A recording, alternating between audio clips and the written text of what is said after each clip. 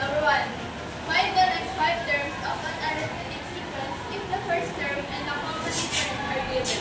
A sub 1 equals 18, common difference equals negative 6.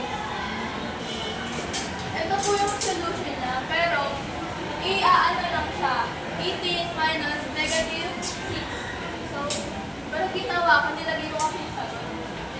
18 minus 6 equals 12. 18 minus 12 equals 6.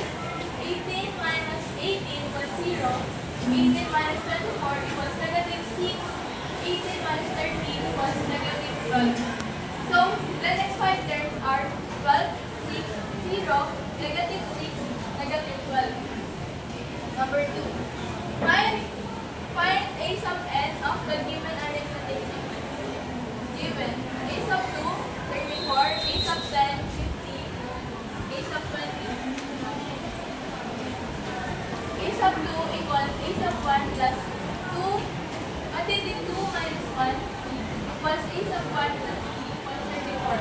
So, ito po yung paano nakuha yun dito. A sub 10 equals a sub 1 plus matindi 10 minus 1 equals a sub 1 plus 9 equals 50. Quantity a sub 1 plus 19 minus quantity a sub 1 plus 3 equals 50 minus 34.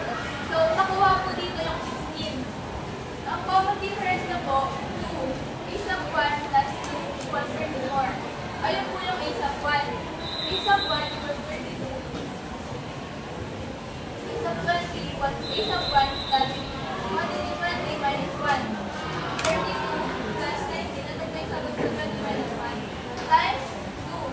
32 plus 38 equals 17. A sub 20 equals 70. Number 3. What is the first term of an arithmetic sequence whose last term is 207? The common difference is 30 and the number of terms is 14.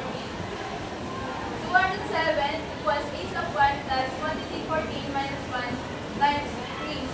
207 equals a sub 1 plus 13 times 3. 207 equals a sub 1 plus 39. Dito po nakuha yung 39. 13 times 3 equals 39. A sub 1 equals 207 minus 39 equals 168. So, the first term is 168. That's all. Thank you.